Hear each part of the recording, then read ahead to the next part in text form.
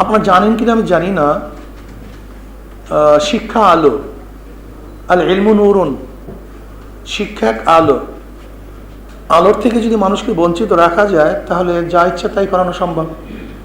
এর জন্য ব্রাহ্মণরা কিন্তু কোনোদিনই দলিতদেরকে শিক্ষা দেয়নি। হিন্দুদের মধ্যে কিন্তু দলিতদের শিক্ষা গ্রহণ করা খুবই পাপের কাজ, অনেক পাপের কাজ। কেন পাপের? এই যে আম্বেদকর যে ভারতের সংবিধান রচনা করছে, সেও কিন্তু দলিত বংশের লোক। সে কিন্তু শিক্ষা প্রতিষ্ঠানে শিক্ষার জন্য ঢুকতে পারেনি। কেন ঢুকতে পারেনি? সে দলিত, এই কারণে। যাই হোক, এই ইতিহাস আমার বলার দরকার নেই।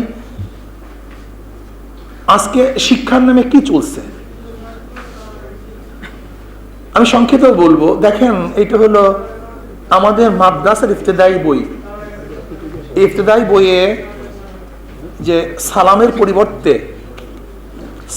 পরিবর্তে হাত উল্টো করে, এই যে আনন্দ বাজার পত্রিকায় প্রণাম দেওয়ার যে পদ্ধতি, এই উল্টো হাত, এই যে দেখেন আনন্দ বাজার পত্রিকায় যে ছবি ছাপা হয়েছে, ঠিক আমাদের সন্তানদেরকে ওই একই ছবি, সেই আলোকে তাদেরকে প্রণাম দেওয়ার শিক্ষা দেওয়া হচ্ছে।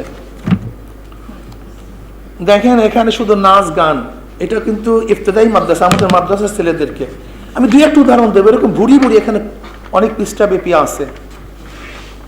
এখানে দেখেন আমাদের গ্রাম্য সেই ছবিগুলি আগে কি ছিল আর এখন সেখানে দেখানো হচ্ছে ছেলে মেয়েদের অবাধ চলাফেরা। আগে দেখেন বাবার মাথায় টুপি ছিল, মায়ের পরনে ফুল হাতার ব্লাউজ ছিল, মাথায় কাপড় ছিল।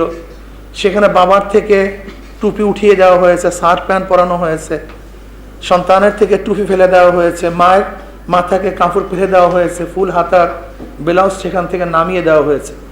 এরকমভাবে ইফতেদায়ী মাদ্রাসার থেকে এইভাবে চলতেছে। এরপরে আসেন, আগে আমাদের শিক্ষার মধ্যে কি ছিল? বাংলাদেশ কৃষি নির্ভরশীল দেশ। আপনারা জানেন আমাদের দেশের এখন পর্যন্ত 70-80% মানুষ কৃষির উপরে নির্ভর করে।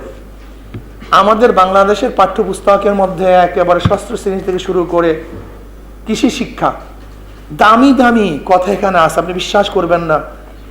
এই যেমন নবম দশম শ্রেণীতে যে কৃষি শিক্ষা, চমৎকার।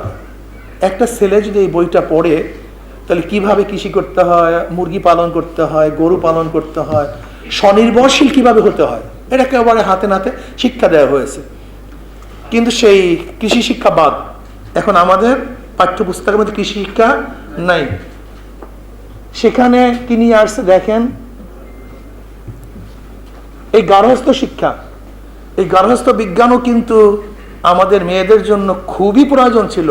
কিভাবে সেলাই করবে, রান্না করবে, ঘরে কিভাবে শিল্প উন্নয়ন করবে, খুব সুন্দর মতো হাতে নাতে শিক্ষা দেওয়া হয়েছিল।